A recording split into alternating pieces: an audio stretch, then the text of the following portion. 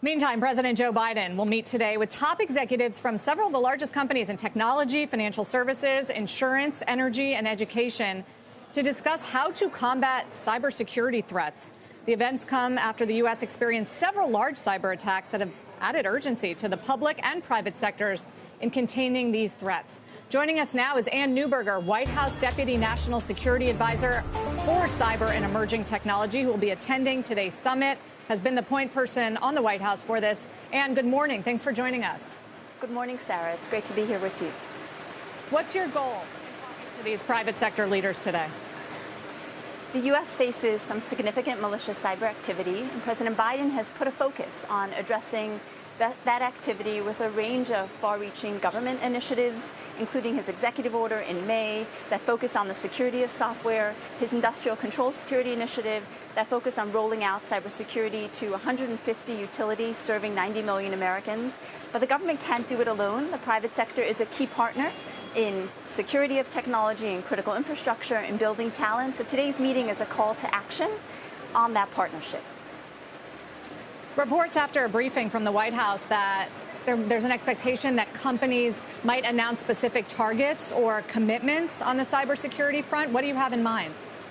Yes, there'll be an exciting set of commitments announced at the conclusion of the meeting, the conclusion of a lot of work in the preceding weeks between government and really key companies. Some of the things we're looking for is companies' announcements on how they'll bake in security in software and hardware technology as they build it.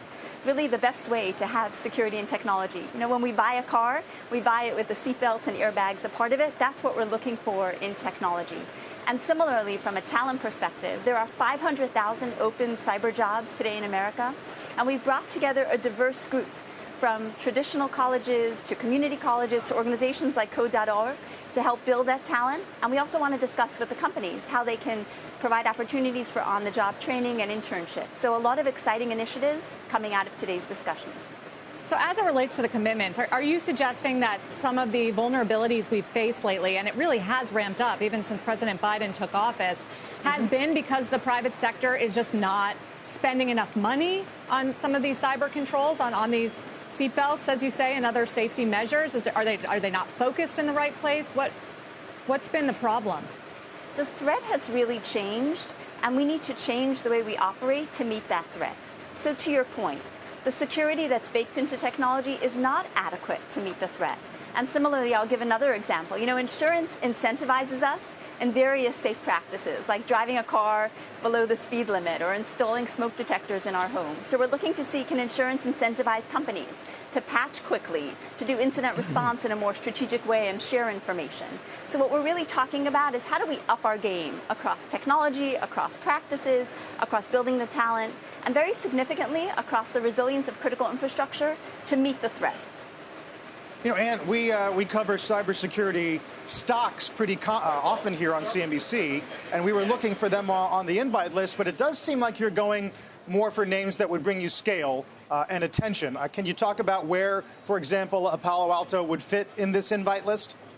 That's a really thoughtful question. First, this isn't going to be the last meeting with the private sector on cybersecurity. The president really places a commitment on cyber, so this reflects both his focus on the role of the private sector, listening to what they have to say, and also, as I said, a call to action. For this particular first meeting, we really focused on the companies who can scale security. So, for example, I often look to Walmart and RFID. When Walmart announced to their suppliers that they were looking for them to track things via radio frequency identification, that moved an entire sector to automated better tracking.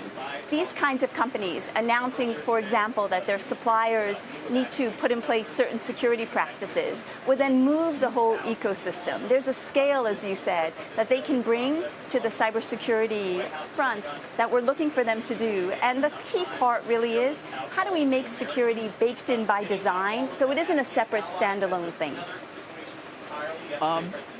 And, you know, in the past, there's also been a lack of communication, perhaps, broadly speaking, amongst corporate America.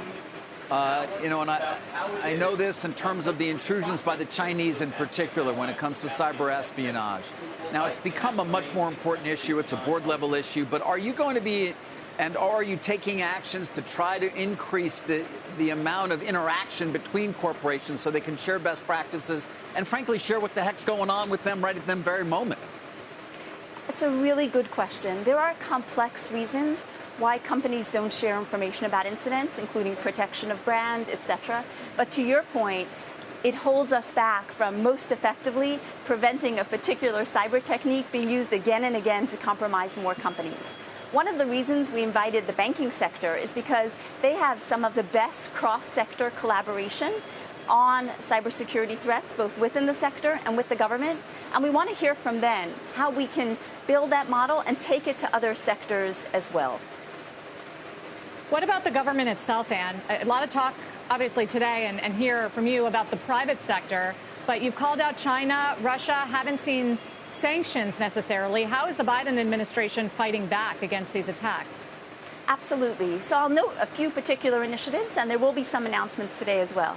So the president's executive order on cybersecurity really rolled out far-reaching initiatives, things like requiring the federal government to roll out multi-factor authentication within 6 months. That's saying we're going to lead in the practices we think everybody should be doing.